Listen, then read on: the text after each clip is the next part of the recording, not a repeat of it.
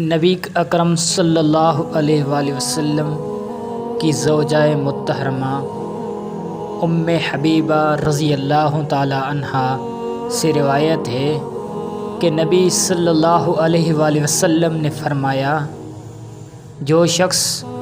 ہر روز اللہ کے لیے فرائض کے علاوہ 12 رکعت سنتیں یعنی فجر سے پہلے 2 رکعت، ظہر سے پہلے 4 رکعت اور ظہر کے بعد 2 رکعت، مغرب کے بعد 2 رکعت اور عشاء کے بعد 2 رکعت ادا کرتا ہے، اللہ اس کے لیے جنت میں